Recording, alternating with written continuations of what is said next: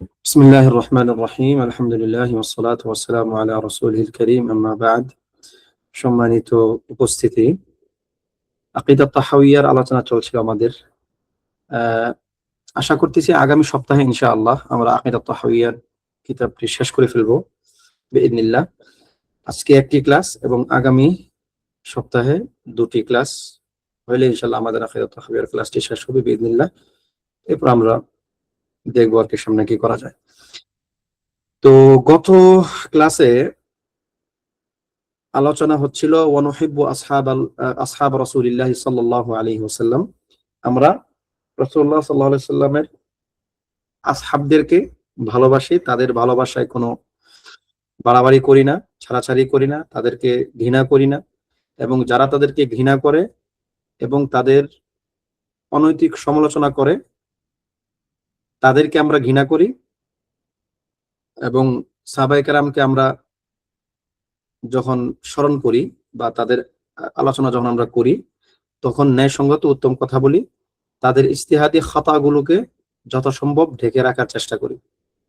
এই ক্ষেত্রে একটা মানহাজ আমাদেরকে বুঝতে হবে যে সাহাবায়ে কেরাম এর ভুল ত্রুটি দোষ আমরা বর্ণনা করি না।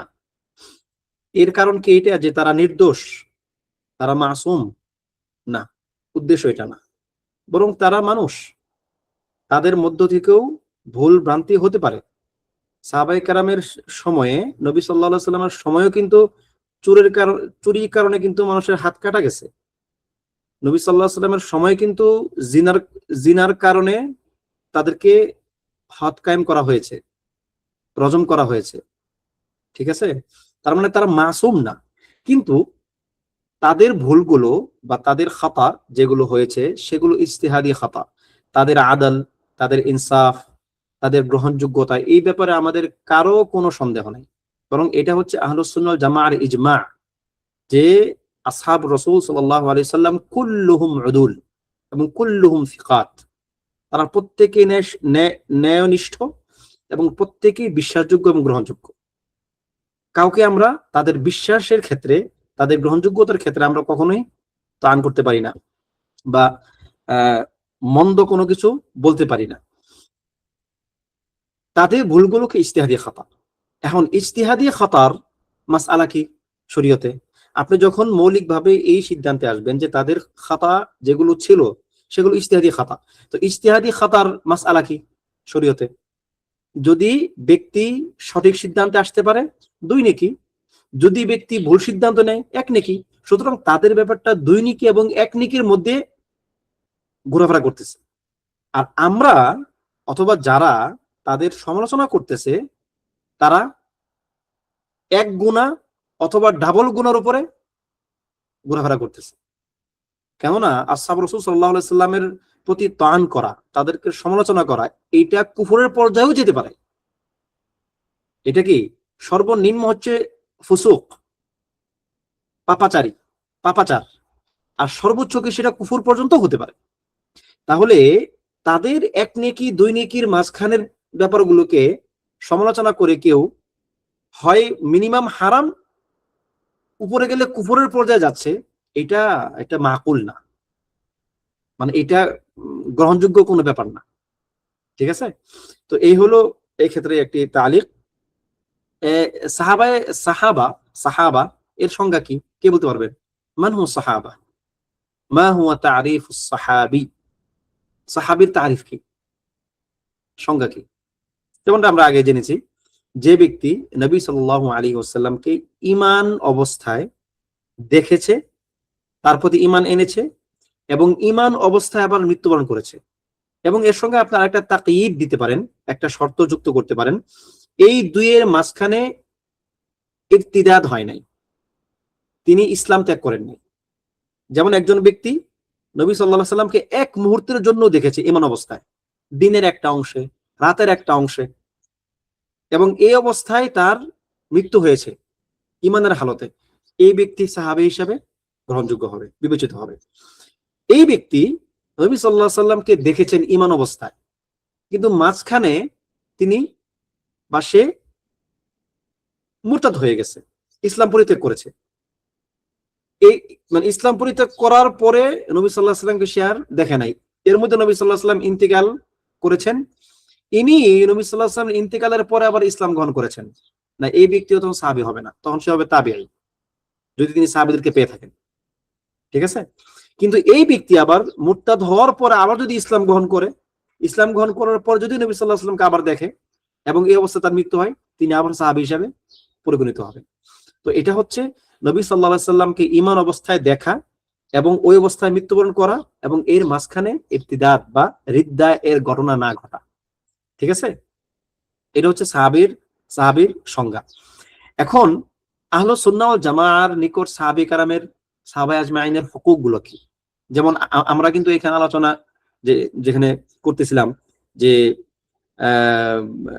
ওয়ানুহিব্বু আসহাব রাসূলিল্লাহ সাল্লাল্লাহু আলাইহি ওয়াসাল্লাম ওয়া লা নুফাররিতু ফি আহাদিন মিনহুম ফি হুব্বি আহাদিন মিনহুম, এই কিন্তু সবগুলো হুকুক। সাহাবায়ে কেরামের প্রতি আহলুস সুন্নাহ ওয়াল জামাআর মতে হুকুক গুলো হচ্ছে তাদেরকে আমরা ভালোবাসবো, তাদের ইনসাফ, ন্যায়নিষ্ঠতা, মর্যাদার স্বীকৃতি দেব এবং এই বিশ্বাস রাখবো যে সাহাবীগণ সবাই সম্মানিত। তাদের ক্ষেত্রে আমাদের আকীদাটা কি হবে, যে সাহাবায়ে কেরাম সবাই সম্মানিত, তবে এই সম্মানের বিবেচনায় বা সম্মানের মধ্যেও তাদের মধ্যে তাফাউত আছে, একজন একজনের চেয়ে বেশি সম্মানিত হতে পারেন। তার মধ্যে সবচেয়ে বেশি সম্মানিত কে? আবু বকর রাদিয়াল্লাহু আনহু, তারপর উমর ইবনে খাত্তাব রাদিয়াল্লাহু আনহু, তারপর উসমান ইবনে আফফান রাদিয়াল্লাহু আনহু, তারপর আলী ইবনে আবি তালিব রাদিয়াল্লাহু আনহু। এই চারজন হচ্ছেন খুলাফা আর রাশিদিন আল মাহদিয়িন। ঠিক আছে? এই চারজন হচ্ছে সর্বশ্রেষ্ঠ সাহাবী সম্মান এবং খিলাফার বিবেচনায়। এরপরে আসবে আশারায়ে মুবাশশারার বাকি যে 6 জন তারা। ঠিক আছে? বাকি 6 জন আশারায়ে মুবাশশারার তারা আসবে। এরপর আসবে কারা? কে বলতে পারবেন? সম্মানের বিবেচনায়, ফাদিলার বিবেচনায় আশারায়ে মুবাশশারার পরে কাদের অবস্থান? আহলু বদর, যারা বদর যুদ্ধে অংশগ্রহণ করেছেন তারা অমুমান। যদিও বদর যুদ্ধে অংশগ্রহণকারীদের মধ্যে কিন্তু তালহা বিন উবাইদিল্লাহ এবং উসমান বিন আফফান রাদিয়াল্লাহু আনহু কিন্তু ছিলেন না, কিন্তু তবুও তারা এই সম্মানের অধিকারী হবেন। কেননা তারা বদর যুদ্ধে উপস্থিত ছিলেন না, হয় নবী সাল্লাল্লাহু আলাইহি ওয়াসাল্লামের নির্দেশে অথবা তার অনুমতি ক্রমে। ঠিক আছে? আচ্ছা, এরপরে কারা? আহলে উহুদ, উহুদের যুদ্ধের সঙ্গে যারা সম্পৃক্ত ছিলেন তারা। এরপর কারা? বায়াতুর রিদওয়ান, হুদায়বিয়া সন্ধির সময় যারা গাছের নিচে নবী সাল্লাল্লাহু আলাইহি ওয়াসাল্লামের হাতে বায়াত নিয়েছিলেন ওসমান রাদিয়াল্লাহু আনহু হত্যার প্রতিশোধ নেওয়ার, তারা। যদি ইখতিলাফ আছে যে বায়াতুর রিদওয়ান এবং আহলে উহুদ, হয় আহলে উহুদ শ্রেষ্ঠ অথবা বায়াতুর রিদওয়ান শ্রেষ্ঠ। উমুমান এটা হচ্ছে আপনার তারতিব। এবং টোটাল সাহাবায়ে কেরামের চিন্তা করলে মুহাজিরগণ আনসারদের চেয়েও শ্রেষ্ঠ। উমুমান মুহাজিরগণ আনসারদের চেয়ে শ্রেষ্ঠ। এটি হচ্ছে সাহাবায়ে কেরামের ব্যাপারে আমাদের তারতিব। এরপরে আজকে আলোচনা যেটা নতুন শুরু করব ইনশাআল্লাহ, তা হচ্ছে ওয়া আন্নাল আশারাতাল্লাযীনা সাম্মাহুম রাসূলুল্লাহ সাল্লাল্লাহু আলাইহি ওয়াসাল্লাম ওয়া বাশশারাহুম বিল জান্নাতি নাশহাদু লাহুম বিল জান্নাহ। এবং যেই 10 জন সাহাবায়ে কেরামের নাম উল্লেখ করে নবী সাল্লাল্লাহু আলাইহি ওয়াসাল্লাম জান্নাতের সুসংবাদ দিয়েছেন, আমরা তাদেরকে জান্নাতের সুসংবাদ, আমরা তাদের জন্য জান্নাতের সাক্ষ্য দেব। আলা মা শাহিদা লাহুম রাসূলুল্লাহ সাল্লাল্লাহু আলাইহি ওয়াসাল্লাম, কেন নবী সাল্লাল্লাহু আলাইহি ওয়াসাল্লাম তাদেরকে সাক্ষ্য দিয়েছেন। ওয়া কাউলুহুল হক, এবং তার কথা হক, সঠিক। তারা কারা? আবু বকর ওয়া উমর ওয়া উসমান ওয়া আলী ওয়া তালহা ওয়া জুবাইর ওয়া সাদ ওয়া সাঈদ ওয়া আব্দুর রহমান বিন আউফ ওয়া আবু উবাইদা আল জাররাহ। এবং হচ্ছে কতজন বললাম? 10 জন। ঠিক আছে, এই 10 জন হচ্ছেন জান্নাতের সংবাদপ্রাপ্ত 10 জন সাহাবী। এখন এদের ক্ষেত্রে আমাদের মানহাজ হচ্ছে যে যেহেতু নবী সাল্লাল্লাহু আলাইহি সাল্লাম তাদের নাম উল্লেখ করে বিভিন্ন হাদিসে আসছে, এক হাদিসে না হলেও বিভিন্ন হাদিসে আসছে, তাদের নাম বিভিন্ন ঘটনায় উল্লেখ করে তাদেরকে জান্নাতবাসী বলেছেন, আমরা তাদেরকে সুনির্দিষ্টভাবে আইনান তাইন করব আমরা যে এই 10 জন জান্নাতের সুসংবাদ প্রাপ্ত। যদিও জান্নাতের সুসংবাদ প্রাপ্ত এই 10 জনের বাহিরে আরো আছেন যাদের নাম নবী সাল্লাল্লাহু আলাইহি সাল্লাম উল্লেখ করেছেন, যেমন হাসান ওয়াল হুসাইন, ফাতিমা রাদিয়াল্লাহু আনহুম। ঠিক আছে? এরকম আরো অনেক সাহাবীদের নাম আছে। তারপরে কি বলে জাবির ইবনে আব্দুল্লাহ রাদিয়াল্লাহু আনহুর বাবা আব্দুল্লাহ বিন হারাম রাদিয়াল্লাহু আনহু। ঠিক আছে, এরকম অনেক সাহাবী যাদেরকে নবী সাল্লাল্লাহু আলাইহি ওয়াসাল্লাম সুস্পষ্ট ভাবে বলেছেন যে তিনি জান্নাতবাসী। তো যাদেরকে নবী সাল্লাল্লাহু আলাইহি ওয়াসাল্লাম জান্নাতের সুসংবাদ দিয়েছেন ব্যক্তিগতভাবে নাম উল্লেখ করে আমরা তাদেরকে নাম উল্লেখ করেই বলবো। আর উমুমান সাহাবীগণের সম্বন্ধে আমাদের আকীদা কি, যে তারা মিন আহলিল জান্নাহ, তারা হচ্ছেন জান্নাতবাসী উমুমান। তবে আমরা নাম ধরে ধরে বলবো না যে অমুক সাহাবী জান্নাতি তমুক সাহাবী জান্নাতি, না। যেহেতু নবী সাল্লাল্লাহু আলাইহি ওয়াসাল্লাম তাদের নাম উল্লেখ করে করে জান্নাতের সুসংবাদ দেন নাই, আমরা তাদেরকে ওইভাবে দেব না। তবে তাদেরকে আমরা উমুমান বলবো জান্নাতি। কেন? আল্লাহ সুবহানাহু ওয়া তাআলা কোরআনে উল্লেখ করেছেন অনেকগুলো আয়াতে যে ওয়াস-সাবিকুনাল আউওয়ালুনা মিনাল মুহাজিরিন ওয়াল আনসার ওয়াল্লাযীনা ইত্তাবাউহুম বিইহসান রাদিয়াল্লাহু আনহুম ওয়া রাদু আনহু ওয়া আ'আদ্দা লাহুম জান্নাতিন তাজরি তাহতাল আনহার খালিদিনা ফিহা ইত্যাদি। তারপরে লাকাদ তাবাল্লাহু আলান নাবিয়্যি ওয়াল মুহাজিরিন ওয়াল আনসারিল্লাযীনা ইত্তাবাউহু ফি সাআতিল উসরা মিন বা'দি মা কাদা ইয়াযীগু কুলুবু ফারীকিন মিনহুম সুম্মা তাবা আলাইহিম ইন্নাহু বিহিম রাউফুর রাহিম ইত্যাদি। মানে বেশ কিছু আয়াত আপনি পাবেন কোরআনে যেখানে আল্লাহ সুবহানাহু ওয়া তাআলা সাহাবায়ে কেরাম উমুমান মুহাজির এবং আনসার সকলের প্রতি আল্লাহ তাআলা সন্তুষ্ট এবং তিনি তাদেরকে ক্ষমা করে দিয়েছেন, এই মর্মে আপনি অনেকগুলো আয়াত পাবেন। তাই আমরা উমুমান আয়াতগুলোকে উমুম হিসেবে নেব, আর খুসুস যাদেরকে নবী সাল্লাল্লাহু আলাইহি ওয়াসাল্লাম খাস করেছেন তাদেরকে আমরা খাস হিসেবে বলবো। আচ্ছা, তার মানে কি আমরা তাদেরকে তাকদিস করব? আমরা কি তাদেরকে তাকদিস করব? না। তারা জান্নাতবাসী এই বিবেচনায় না যে তারা নির্দোষ নিষ্পাপ, তাদের মধ্যে পাপ সংগঠিত হতে পারে। এর মানে নবী সাল্লাল্লাহু আলাইহি সাল্লাম যাদেরকে নবী সাল্লাল্লাহু আলাইহি সাল্লাম ধরেন একই ঘটনায় দেখবেন কোন কোন সাহাবীকে জান্নাতের সুসংবাদ দিয়েছেন, আর কোন কোন সাহাবীকে সরাসরি জান্নাতের সুসংবাদ দেননি। এর একটা কারণ আছে, একটা হিকমা আছে। এর সবচেয়ে বড় উদাহরণ কি? যেমন নবী সাল্লাল্লাহু আলাইহি সাল্লাম যখন বললেন যে ফানাযারতু ফাইদা সাওয়াদুন আযীমুন ফাকিলা লি হাযিহি উম্মাতুক ওয়া মাআহুম ৭০,০০০ ইয়াদখুলুনাল জান্নাতা বিগাইরি হিসাবি ওয়ালা আযাব, যে আমার নিকট যখন সকল উম্মতকে উপস্থাপন করা হলো আমার নিকট, তখন মানে একটা লম্বা হাদিস, তার একটা অংশ আসছে কি যে একটি বড় বৃহৎ গোষ্ঠী দেখলাম, অনেকগুলো মানুষ, আমাকে বলা হলো যে এরা হচ্ছে আপনার উম্মত এবং এদের মধ্যে ৭০,০০০ মানুষ আছে যারা জান্নাতে প্রবেশ করবে বিগাইরি হিসাবি ওয়ালা আযাব, কোনো হিসাব এবং আযাব ছাড়া। তখন সাহাবায়ে কেরাম তাদের এই অংশ কারা হবে তাদেরকে নিয়ে একটা বেশ গবেষণা চলতেছিল। তখন নবী সাল্লাল্লাহু আলাইহি ওয়াসাল্লাম বললেন যারা হচ্ছেন কি, এরা হচ্ছে আল্লাযীনা লা ইয়াকতাউন আল্লাযীনা লা ইস্তারকুন ওয়া লা ইয়াকতাউন ওয়া লা ইয়াতাতায়্যারুন ওয়া আলা রাব্বিহিম ইয়াতাওয়াক্কালুন, এই চারটা গুণ উল্লেখ করলেন। তখন ফাকামা উক্কাশা ইবনে মিহসান, তখন এক সাহাবী উক্কাশা বিন মিহসান রাদিয়াল্লাহু আনহু তিনি দাঁড়িয়ে বললেন উদউল্লাহ লি আইয়াজআলানি মিনহু, আপনি আমার জন্য দোয়া করেন আমি যেন তাদের অন্তর্ভুক্ত হতে পারি। তখন তিনি বললেন ফাকাল আনতা মিনহুম, তুমি তাদের অন্তর্ভুক্ত। তখন ফাকামা রাজুলুন আখার, ওই একই মাজলিসে অন্য এক ব্যক্তি দাঁড়ালো, বলল ইয়া রাসূলুল্লাহ উদউ লি আইয়াজআলানি মিনহুম, আপনি আমার জন্য দোয়া করেন যেন আমি তাদের অন্তর্ভুক্ত হতে পারি যাদেরকে জান্নাতে প্রবেশ করানো হবে কোনো প্রকার হিসাব এবং আযাব ছাড়া। তখন তিনি বললেন যে সাবাকাকা বিহা উক্কাশা, উক্কাশা এই ক্ষেত্রে তোমার চেয়ে অগ্রগতি হয়ে গেছে, মানে এই পথটা আর খুলে দেওয়া যাবে না। এই যে মাজাল, যে জান্নাতের সুসংবাদ দেওয়া, জান্নাতের কথা কাউকে সুস্পষ্ট ভাবে বলে দেওয়া, এই মাজালটা বেশি লম্বা করা যাবে না, খুলে দেওয়া যাবে না। তখন তিনি বলেছেন না, উক্কাশা তোমরা আগে বলে ফেলেছে। তার মানে কি ওই সাহাবী না? হ্যাঁ, উনি সাহাবী। উনি উমুমান সাহাবায়ে কেরামের যে সুসংবাদ আল্লাহ তাআলার পক্ষ থেকে রিদা, দয়া, তাওবার, তিনি ওই অংশে পড়ে যাবেন। তো এটা হচ্ছে একটা হিকমা যে যে জিনিসটা স্পেশাল ওই জিনিসটাকে একটু কম রাখতে হয়। যদি সেটাকে একদম আম করে দেওয়া হয় যে তুমি তুমি তুমি একদম ১৪০০ সাহাবীর নাম তিনি উল্লেখ করে দিলেন, তার জীবদ্দশায় তিনি ৩০,০০০ থেকে ৬০,০০০ সাহাবী অথবা ১,২০,০০০ সাহাবী এরকম বলা হয়ে থাকে যে ছিল। তিনি যদি সবাইকে এরকম নাম উল্লেখ করে দিতেন তাহলে ওই যে আলাদা করে কিছু মানুষের মর্যাদা সাব্যস্ত হতো না। এবং জান্নাতের সুসংবাদটা যে একটা বিশেষ ব্যাপার ইসলামের ইতিহাসে, এটা তখন সাব্যস্ত হতো না। এজন্য নবী সাল্লাল্লাহু আলাইহি সাল্লাম বিষয়টাকে যেভাবে ডিল করেছেন আমরা সেভাবেই ডিল করতে চাই। এরপরে লেখক রাহিমাহুল্লাহ বলছেন ওয়ামান আহসানাল কওলা ফি আসহাবি রাসূলিল্লাহি সাল্লাল্লাহু আলাইহি ওয়াসাল্লাম ওয়া আজওয়াজিহি আত-তাহিরাত মিন কুল্লি দানাসিন ওয়া যুররিয়াতিহিল মুকদ্দাসিন মিন কুল্লি রিজস ফাকাদ বারিআ মিনান নিফাক।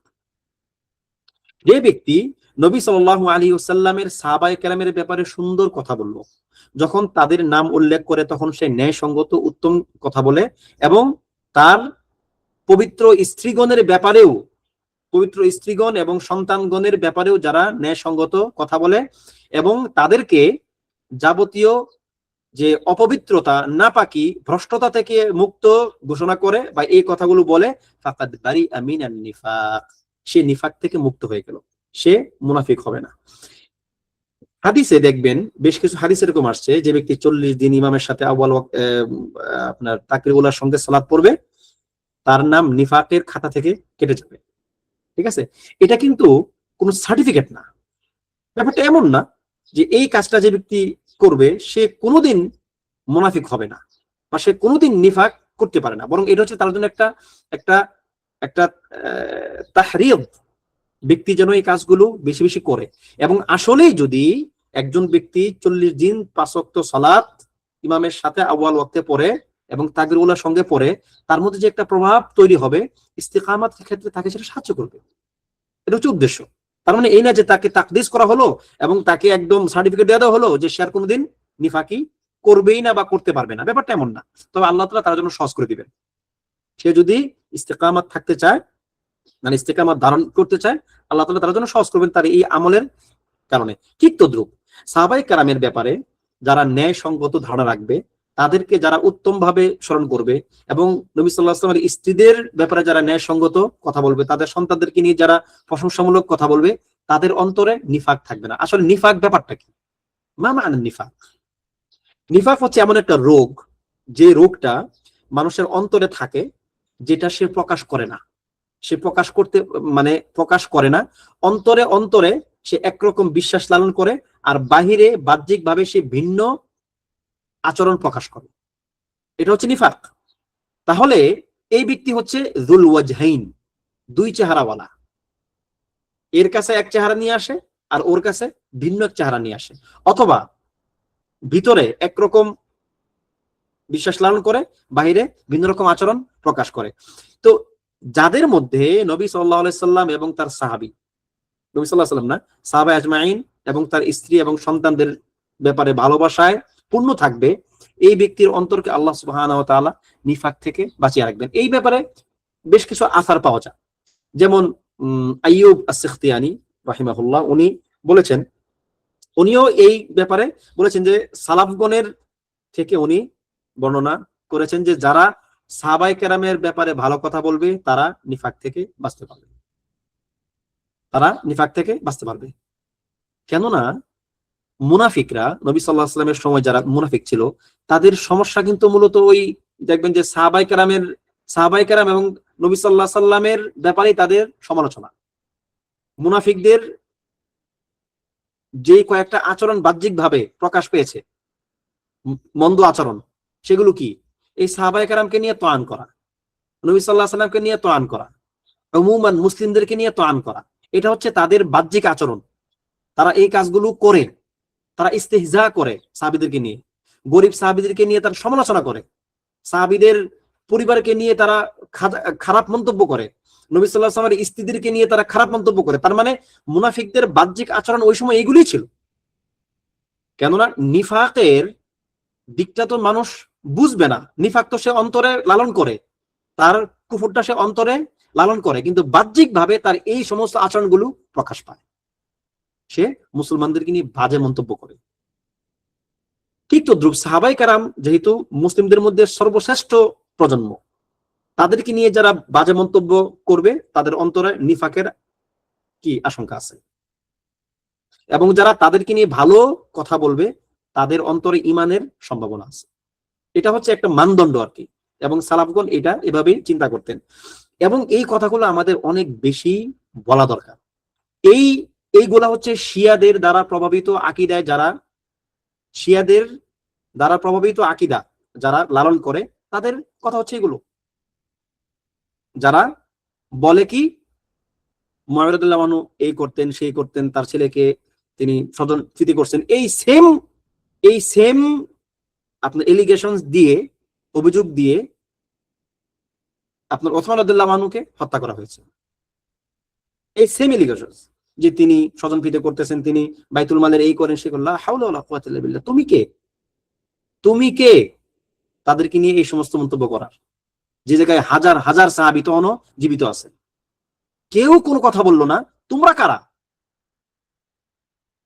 এরা যুগে যুগে এরা এরকম, এরা এক সাহাবায়ে কেরামের একটা অংশকে আরেকটা অংশ থেকে বিচ্ছিন্ন করে ফেলবে, একটা অংশকে হক সাব্যস্ত করবে আর আরেকটা অংশ বাতিল সাব্যস্ত করবে। আর কেউ কেউ তো সবগুলোকেই বাতিল সাব্যস্ত করবে।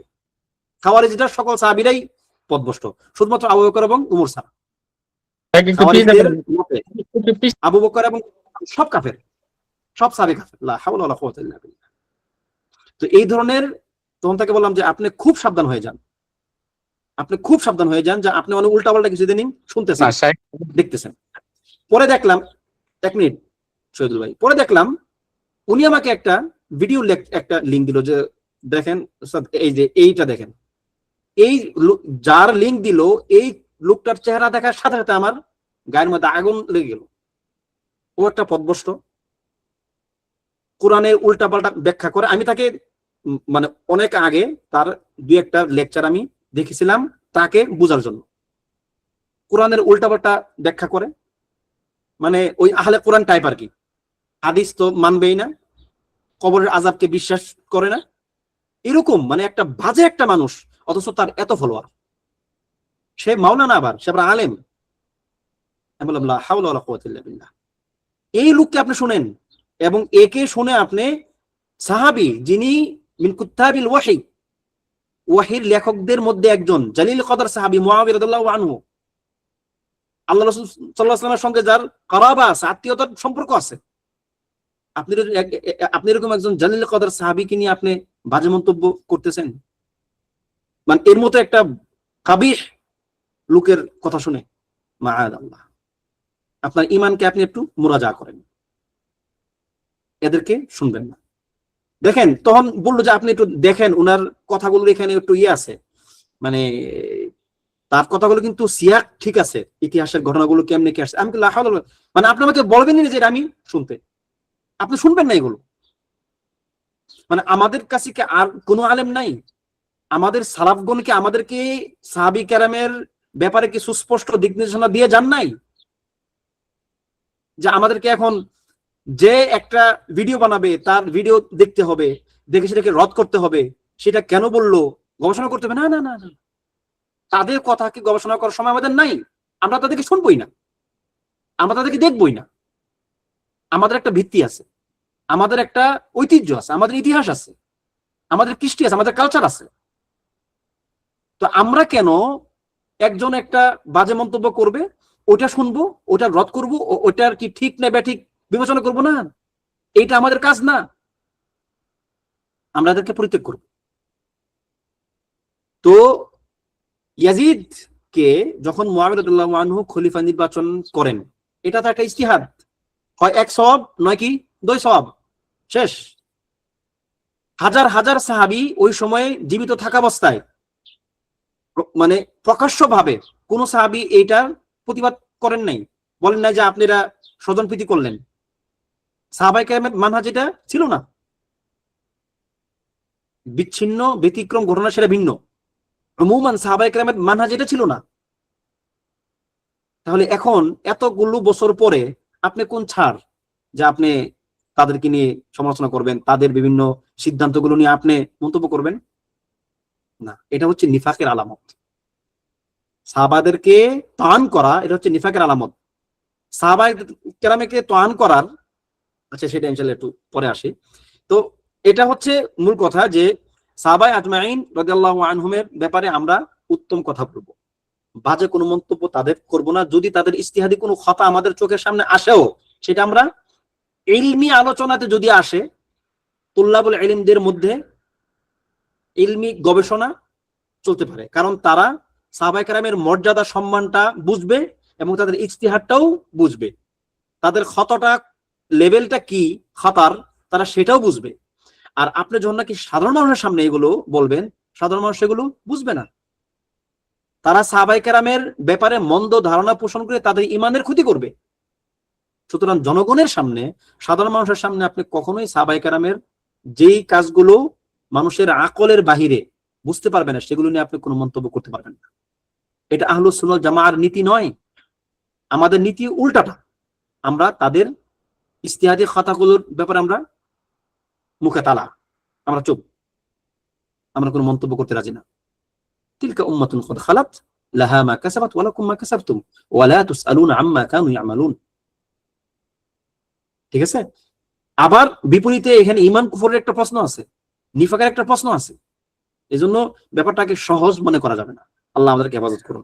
এরপর আছে ওয়া আজওয়াজিহি তাহিরাত মিন কুল্লি দানাস, এবং তার স্ত্রীদেরকে যাবতীয় দানাস বা অপবিত্রতা থেকে মুক্ত ঘোষণা করা।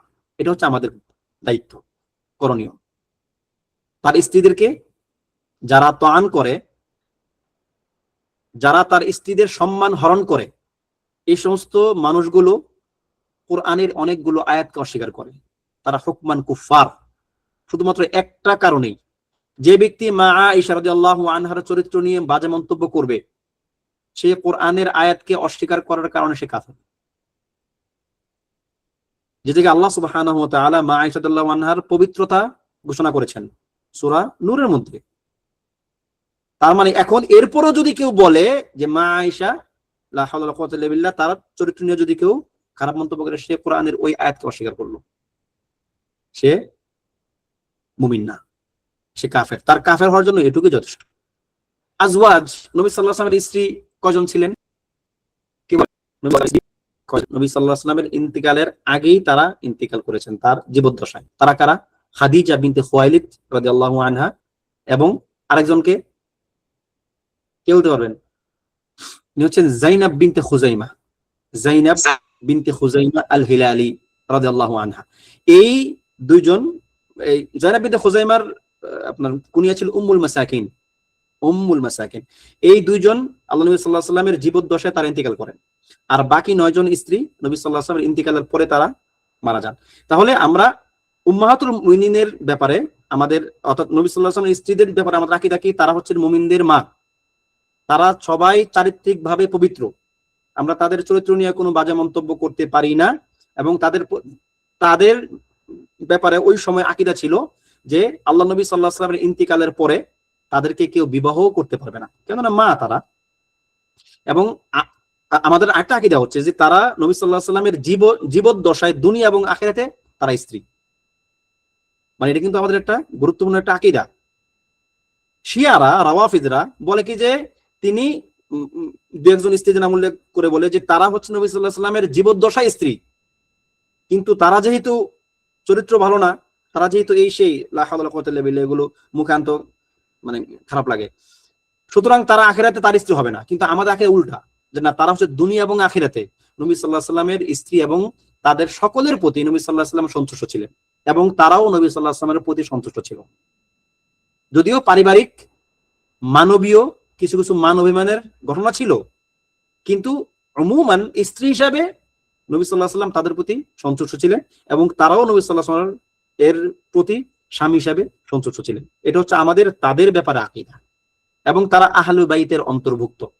সূরাতুল আহজাবের ওই আয়াতের প্রেক্ষিতে যে লিইউযহিবা আনকুম রিজসা আহলাল বাইতি ওয়া ইউতাহহিরাকুম তাতহীরা, ওই আয়াতের শুরু থেকেই নবী সাল্লাল্লাহু আলাইহি ওয়াসাল্লামের স্ত্রীদেরকে উল্লেখ করা হচ্ছে, ইয়া নিসা আন-নবী, হে নবীর স্ত্রীগণ, তাদেরকে উল্লেখ করার পর আয়াত, বেশ লম্বা একটা আয়াত, শেষে এই কথা বলা হয়েছে। সুতরাং তারা আহলুল বাইতের অন্তর্ভুক্ত। ঠিক আছে? এরপরে তার সন্তানদের ব্যাপারে আলোচনা আসবে, যে তার সন্তানদেরকে আমরা তাকদিস করব। আচ্ছা, তার আগে আসি, তার সন্তান কয়জন? তার সন্তান মোট 7 জন। 7 জন তার সন্তান, তার মধ্যে 4 জন ছেলে এবং 3 জন মেয়ে। 4 জন ছেলের মধ্যে 4 জনই তার জীবদ্দশায়, তারা ছোটকালেই প্রত্যেকেই মারা গেছেন। কে কে? আব্দুল্লাহ, ইব্রাহিম, তারপরে কে?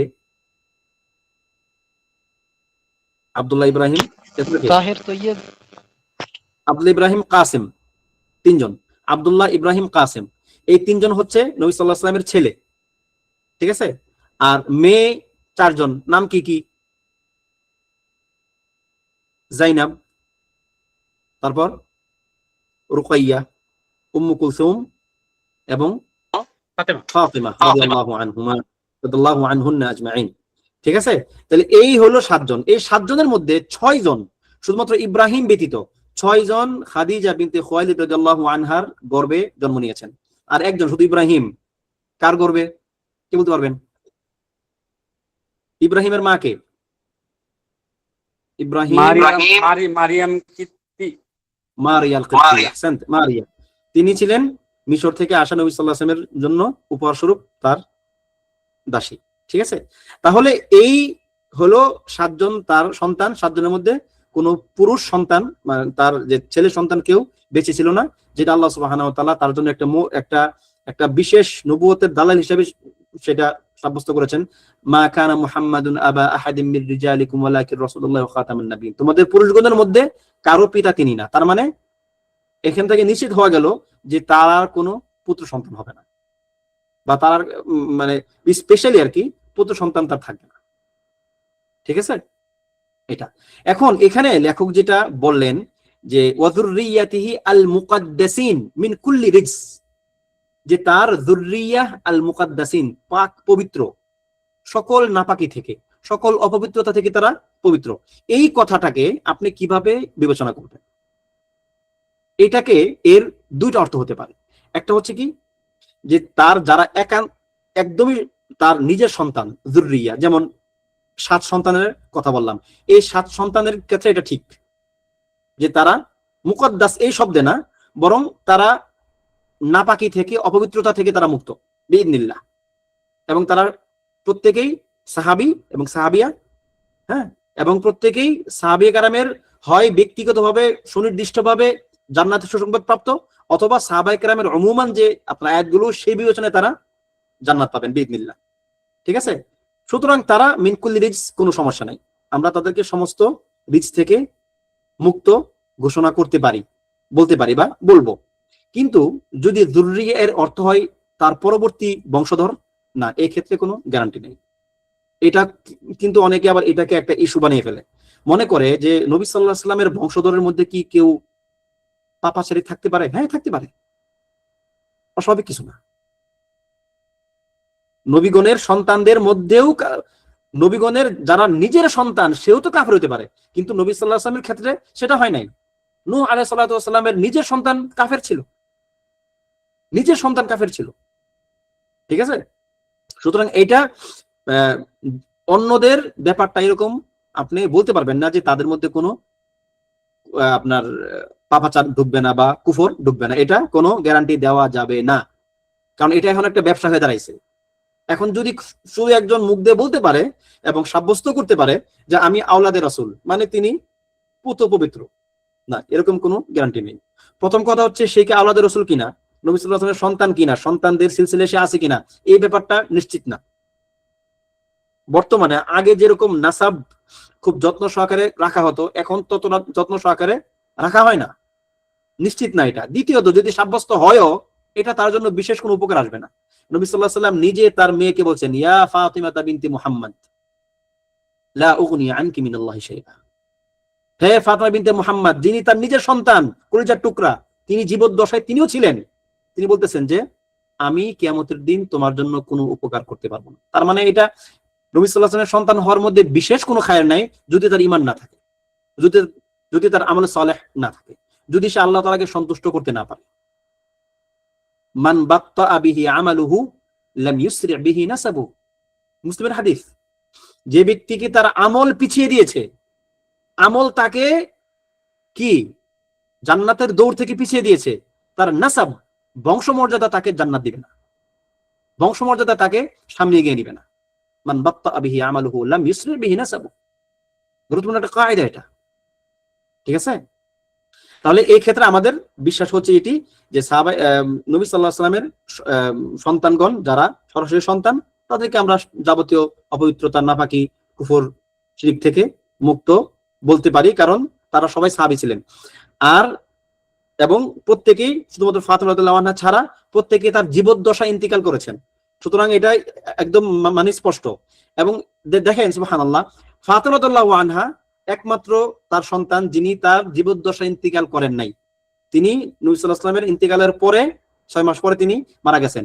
এই ফাতিমা রাদিয়াল্লাহু আনহার ব্যাপারে তার হাদিস আছে, যে ওয়া ফাতিমাতু সাইয়্যিদাতু নিসাই আহলিল জান্নাহ। কারণ এই ব্যাপারটাতে একটা গুমট থাকতে পারতো মানুষের মধ্যে, কিন্তু তিনি সেটা আগেই ক্লিয়ার করে দিয়েছেন যে ফাতেমা হবে জান্নাতি নারীদের সর্দারনী। সুবহানাল্লাহ। আর অন্য সন্তানরা তো তার নিজের জীবদ্দশায় মারা গেছেন এবং তিনি প্রত্যেকের জানাজা পড়ছেন। তার মানে সারা প্রত্যেকেই মুমিন এবং সাহাবী। ঠিক আছে? আচ্ছা, এরপরে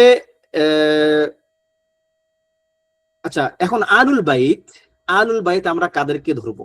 কারণ যেহেতু তার সন্তানদের ব্যাপারে এখানে আসছে, আলুল বাইত দুইটা তাসনিফ আমাদেরকে এখানে করতে হবে। একটা হচ্ছে তার স্ত্রীগণ, এটা স্পষ্ট, তার স্ত্রীগণ আলুল বাইতের অন্তর্ভুক্ত। একটা হচ্ছে তার সন্তানগণ। এই সন্তানগণের মধ্যে আবার একটু আপনাকে ব্যাপারটা বুঝতে হবে। একটা হচ্ছে তিনটা তাসনিফ মূলত আর কি, তার স্ত্রীগণ একটা তাসনিফ, মানে একটা একটা শ্রেণী, একটা শ্রেণী, যে এরা হচ্ছে মিন আলিল বাইত, এবং তার সন্তান এবং সন্তানের সন্তান, এই যে এইটা শ্রেণীটা, এরা হচ্ছে আলুল বাইত। আর আরেকটা হচ্ছে বানু হাশিম। বানু হাশিম কারা? যেমন আলী, মানে আলী রাদিয়াল্লাহু আনহু তো তার সন্তান না, তাই কিনা?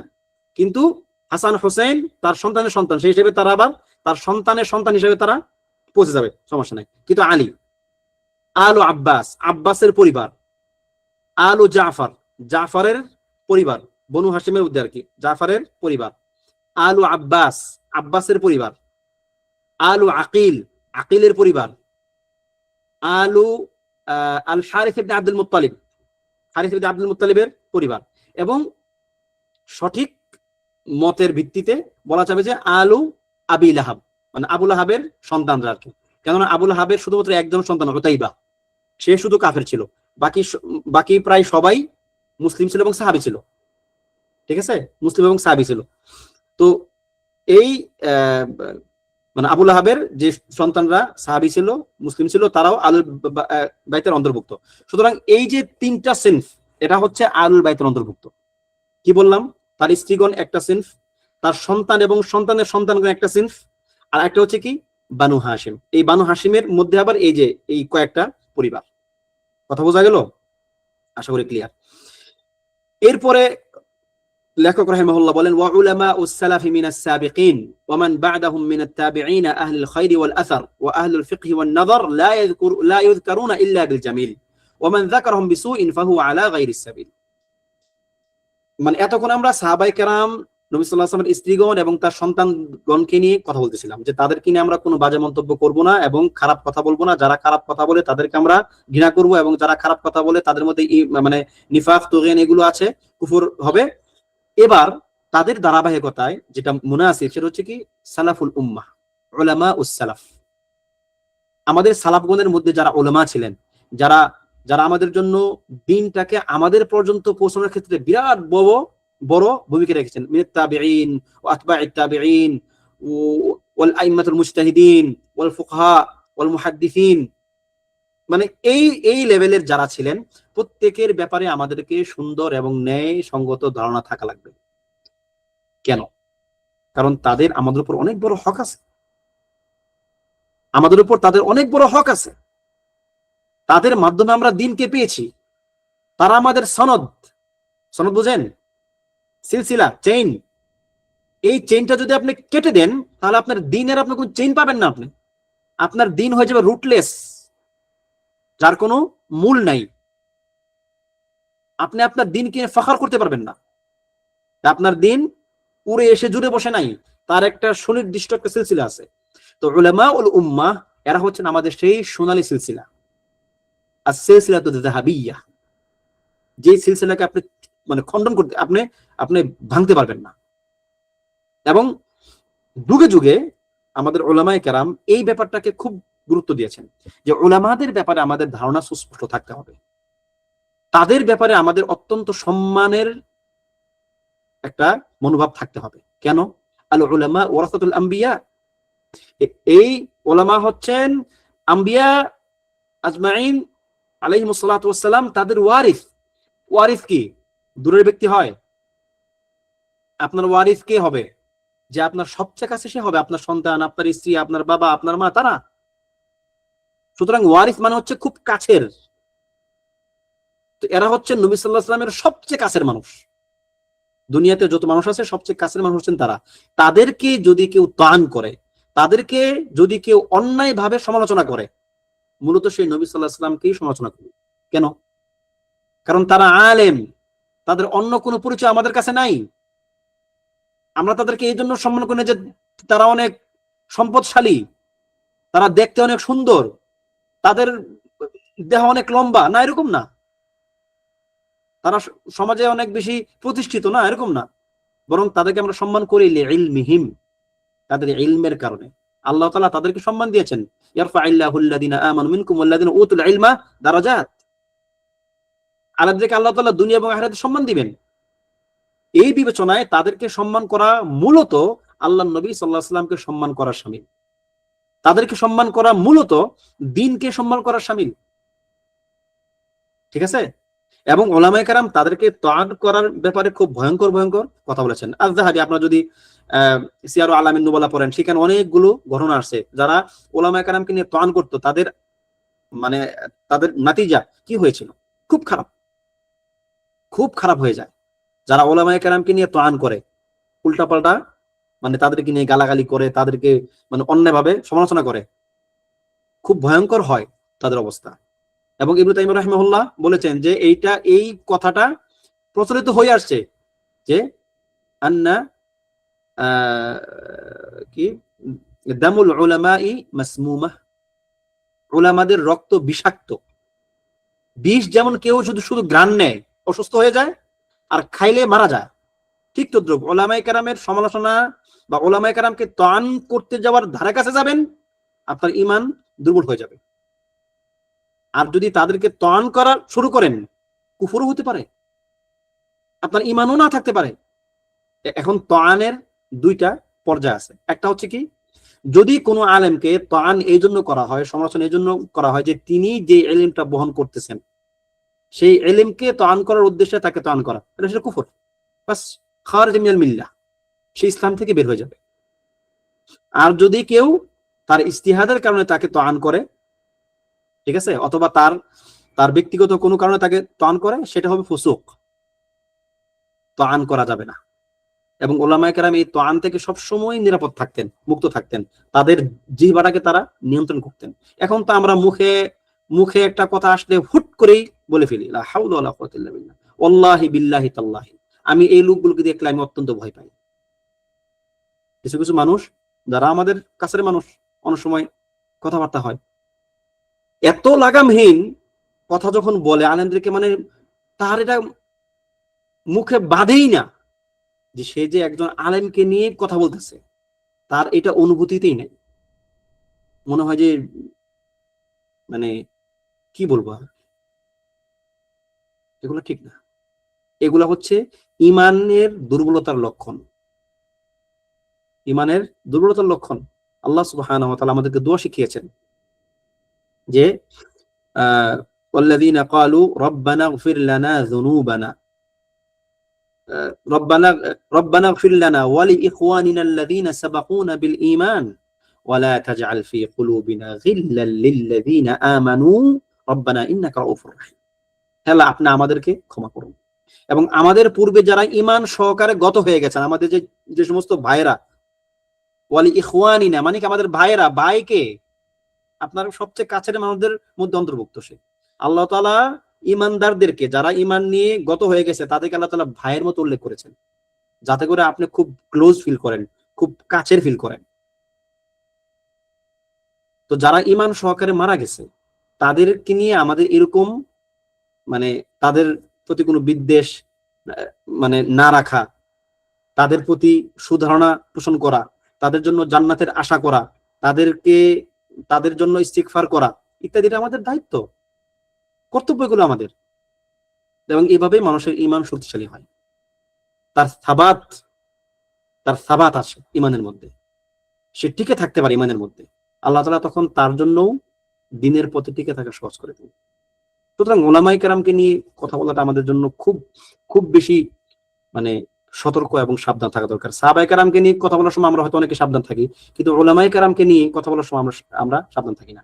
হুট করে দেখবেন যে একজন বলে ফেলতেছে, আরে ইমাম আবু হানিফা এত এরকম সেরকম, শাফি এত এরকম সেরকম, ইমাম মালিক, আবুল হাম্বাল, বুখারী, মুসলিম, মানে কি?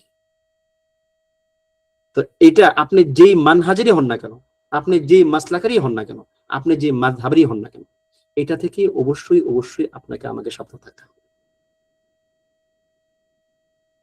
দোয়া করবেন, জাযাহুমুল্লাহু আন্না ওয়া আনিল ইসলামি কুল্লা খাইর। আল্লাহ তাআলা আমাদের পক্ষ থেকে এবং ইসলাম এবং মুসলিমদের পক্ষ থেকে তাদেরকে উত্তম জাযা দান করুন। তারা জীবনের মূল্যবান সময়গুলো দিয়ে দিয়ে তারা আপনার আমার নিকট দিনটাকে পৌঁছে দেওয়ার কাজটা করেছেন। অনেক ফদল আমাদের উপর তাদের। ঠিক আছে, আজকে যদি আপনাকে জিজ্ঞেস করা হয় যে তাবিনগণের তাবিগণের 10 জন আলেমের নাম বলেন, আমি নিশ্চিত অনেকেই পারবেন না। কিন্তু এখন যদি মাশহুরদের কথা বলি, সেলিব্রিটি, তথাকথিত সেলিব্রিটি, দেখেন বরবর বরবর করে 30 জন নাম বলে ফেলবেন। নাম চাইবে 10 জনের, বলবেন 30 জনের। কারণ আপনি তাদেরকে নিয়ে মুহতাম, আপনি তাদেরকে নিয়ে মানে আপনি আগ্রহী, তাদের ব্যাপারগুলো নিয়ে আপনি অনেক বেশি ঘাটাঘাটি করেন। কিন্তু সাহাবা আজমাইন, তাবেঈন, আতবাউত তাবেঈন, আইম্মা মুজতাহিদিন, আপনাকে তাদের ইতিহাস জানতে হবে, তাদের ত্যাগগুলো আপনাকে বুঝতে হবে, মুহাদ্দিসিনদেরকে আপনার জানতে হবে, যেন আপনার ঈমানের সিলসিলা আপনি ভিতরে আপনি একটা শক্তিশালী একটা একটা চেইন অনুভব করতে পারেন। ঠিক আছে, এবং আহলুস সুন্নাহ ওয়াল জামাআর আকীদা কি, যে আমরা উলামায়ে কেরামকে অনুসরণ করব, আনুগত্য করব, এবং তারা উলিল আমরের অন্তর্ভুক্ত। ইয়া আইয়ুহাল্লাযিনা আমানু আতিউল্লাহ ওয়া আতিউর রাসূল ওয়া উলিল আমরি মিনকুম। এই উলিল আমর এখানে উমারা এবং উলামা দুই শ্রেণী আছে। ঠিক আছে, তো তারা আমাদের উলিল আমরের একটা স্থানে তারা থাকবে, তবে তাদের লা তাআতা ফি মাসিয়াতিল খালিক। তারা যদি কোনো ভুল কথা বলেন আমরা সেটাকে গ্রহণ করব না, তবে সম্মানের সাথে তাদেরকে সেই ভুলটা হয় ধরাই দিব, অথবা যদি নিজে উপযুক্ত না হই নিজে বিরত থাকবো। যদি বোঝা যায় যেটা তার ইজতিহাদি খাতা, আর যদি চক্রান্তের গন্ধ থাকে সেটা ভিন্ন মাসআলা। আমি ওইদিকে আসলে যেতে চাচ্ছি না, ওইটা আমাদের জনগণের কাজ না, এটা হচ্ছে উলামায়ে কেরামের কাজ। উলামারা তাদের সঙ্গে এটা ডিল করবেন। মানে আমরা তো এখন মানে বড় বড় ব্যাপারগুলো নিয়ে আমরা কথা বলতে খুব পছন্দ করি। বড় বড় ব্যাপার, অনেক বড় ব্যাপার, রাজনৈতিক অনেক বড় বড় টপিক, গাল ভরা একটা ভাব নিয়ে আমরা অনেক মন্তব্য করি। না, এগুলো আমাদের কাজ না ভাই। আমরা তুল্লাবুল ইলম, আমরা তোয়াইলেবুল ইলম, মানে তুল্লাবুল ইলম বললেও আসলে খারাপ শোনা যায়। এটা এত নিচে আমাদের অবস্থা ভাই। বড় বড় ব্যাপারগুলি না আপনি আপনি কথা বলার কে? সাহাবা আজমাইন, সাধারণ সাহাবীগণ, তারা কোনো কথাই বলতেন না বড় বড় ইস্যুতে। যারা মাথা মাথা সাহাবী তারা কথা বলতেন, নবী সাল্লাল্লাহু আলাইহি সাল্লাম যাদেরকে নিয়ে পরামর্শ করতেন। তো সুতরাং মানে বড় বড় ব্যাপারগুলো তাদের জন্য ছেড়ে দেওয়া, আর নিজেদের ঈমান আমলের জন্য যতটুকু দরকার সেটুকু নিয়ে সন্তুষ্ট থাকা, এটা হচ্ছে আমাদের কাজ। আমরা উলামায়ে কেরামের আনুগত্য করব যতক্ষণ তারা আমাদেরকে হকের কথাগুলো বলবেন ততক্ষণ। ওয়ালা নুফাদ্দিলু আহাদাম মিনাল আউলিয়াই আলা আহাদিন মিনাল আম্বিয়াই আলাইহিমুস সালাম ওয়া নাকুলু নাবিয়্যুন ওয়াহিদুন আফদালু মিন জামিইল আউলিয়া। এবং আমরা আম্বিয়ায়ে কেরামের উপরে আউলিয়াদেরকে, যারা সৎ বান্দা আল্লাহ তাআলা, তাদেরকে প্রাধান্য দেব না। এবং আমরা বলি যে সকল আউলিয়া, আল্লাহ তাআলার সকল সৎ বান্দাদের উপরে একজন নবী তিনি শ্রেষ্ঠ। একজন নবীর যে মর্যাদা সকল আউলিয়ার মিলেও সেই মর্যাদা হয় না, এটা হক। এটি আমাদের আহলুস সুন্নাহ ওয়াল জামাআর আকীদা, এটাই আমাদের আকীদা। যদিও কারো কারো ক্ষেত্রে এরকম আকীদা তারা রাখে না। শিয়ারা, রাওয়াফিদরা কি বলে, তাদের ইমামগণ নবীগণের চেয়েও শ্রেষ্ঠ, এতে কোনো সন্দেহ নাই। মিনিমাম হচ্ছে নবীগণের সমান, নবীগণের যে মর্যাদা তাদের ইমামগণের সম্মান কম না। কোন কোন ফিরকা এরকম বলে যে মুহাম্মদ সাল্লাল্লাহু আলাইহি সাল্লামের চেয়েও শ্রেষ্ঠ তাদের ইমামগণ। লা হাওলা ওয়ালা কুওয়াতা ইল্লা বিল্লাহ। এরা মুমিন থাকে কিভাবে? রাওয়াফিদদের প্রায় প্রায় সবাই এরকম, যে তাদের ইমামগণ নবীগণের সমান। কেউ কেউ মুহাম্মদ সাল্লাল্লাহু আলাইহি সাল্লামের চেয়েও মানে আগ বাড়ায় বলে। গোলাত সুফিরা একই কথা। তাদের যারা বড় বড় আরিফ বিল্লাহ তথাকথিত আর কি, সো কল্ড আরিফ বিল্লাহ, এই আরিফ বিল্লাহ নাকি নবীগণের চেয়েও শ্রেষ্ঠ। ইবনুল আরাবির কিছু লেখনী আছে, সেখানে সে এরকম বলতেছে যে মুহাম্মদ সাল্লাল্লাহু আলাইহি সাল্লামের চেয়েও শ্রেষ্ঠ তাদের যারা মানে বিশেষ ব্যক্তি যারা আছে আর কি। কেন? নবী সাল্লাল্লাহু আলাইহি সাল্লাম অনেক কিছু ধারণা করে বলতেন। দেখেন মানে ভ্রষ্টতা কোথায় গিয়ে ঠেকে দেখেন। নবী সাল্লাল্লাহু আলাইহি সাল্লাম অনেক কিছু ধারণা করে, মানে অনেক কিছু না, তার অনেক বেশিরভাগ ব্যাপার ছিল কি ধারণা প্রসূত। তিনি ধারণা করতেন এটা এরকম সেটা এরকম, কিন্তু তাদের যারা আইম্মা, তারা নিশ্চিত ইয়াকিনের পর্যায়ে তারা পৌঁছে গেছেন। তাদের মারিফা এত বেশি যে সেটা ইয়াকিনের পর্যায়ে পৌঁছে গেছে। সুতরাং তারা যিনি সন্দেহের উপর আছেন তার চেয়ে যিনি ইয়াকিনের উপর আছেন তার মর্যাদা বেশি। লা হাওলা ওয়ালা কুওয়াতা ইল্লা বিল্লাহ। এই কথা বললে যে সে যে কাফের তাতে কোনো সন্দেহ নেই, একবার লা শাক্কা ফিহ। কারণ নবী সাল্লাল্লাহু আলাইহি সাল্লামকে তারা অন্যদের চেয়ে কম সম্মানের মনে করেছে। এরকম আরো অনেকগুলো ভ্রষ্ট অংশ আছে আর কি। অনুমিনু বিমা জাআ মিন কারামাতিহিম ওয়া সাহহা আনিস সিকাতি মিন রিওয়ায়াতিহিম। তাদের কারামাতকে আমরা বিশ্বাস করি। কারামাত হচ্ছে মানে এমন কিছু ব্যাপার যেগুলো স্বাভাবিকতার ঊর্ধ্বে উঠে মানে কিছু হয়। কারামাত আল্লাহ তাআলা সেগুলো তার কোন কোন বান্দাকে দুইটা কারণে দেন। একটা হচ্ছে হয় হককে সাবিত করার জন্য, অথবা ওই ব্যক্তি বা ওই গোষ্ঠীর প্রয়োজনের ক্ষেত্রে। কারামাত হয় হককে সাবিত করার উদ্দেশ্য হবে, অথবা ওই ব্যক্তি বা গোষ্ঠীর প্রয়োজনের জন্য, কারো সম্মান দেখানোর জন্য কারামাত আসে না। কেউ একজন মানে সে ফখর করবে অন্যদের চেয়ে, তাকে শ্রেষ্ঠ দেখানোর উদ্দেশ্য, এই উদ্দেশ্যে কারামাত হয় না। এবং কারামাত এবং শয়তানের যে আপনার শয়তানের কাজ, আপনি কেমনে বুঝবেন যে এটা কি কারামা নাকি ভণ্ড? এই ব্যক্তির কাজগুলো কি শয়তানের কাজ নাকি কারামা, এই ব্যক্তির বাহ্যিক আচরণ থেকে বুঝবেন। প্রথমত ওই শর্ত দূরে দেখবেন যে এটা কি কোনো হককে সাব্যস্ত করার জন্য হইলো নাকি কারো প্রয়োজনের তাগিদে হইলো। যদি এই দুইটা না হয় তাহলে কি ওইটা সন্দেহজনক। এরপর হচ্ছে ওই ব্যক্তির বাহ্যিক আচার আচরণ কেমন, সে কি পরহেজগার, মুত্তাকি, সমাজে কি সে ভালো মানুষ হিসাবে পরিচিত? যদি হয় তাহলে আলহামদুলিল্লাহ। আর যদি সে সমাজে থাকে গণক, ঠাকুর, জাদুকর, জ্যোতিষী, তার মধ্যে থেকে যাবে সব জাদু, এগুলা ঠিক আছে। এবং তাদের রিওয়ায়াতকে আমরা বিশ্বাস করি, কারণ যাদেরকে আমরা ফিকাহ মনে করি তাদের রিওয়ায়াতকে আমরা বিশ্বাস করি এবং সেই রিওয়ায়াতকে গ্রহণ করি। তো আজকে এ পর্যন্ত থাকলো। ওয়া সাল্লাল্লাহু ওয়া সাল্লামা আলা নাবিয়িনা মুহাম্মদ ওয়া আলা আলিহি ওয়া সাহবিহি আজমাইন।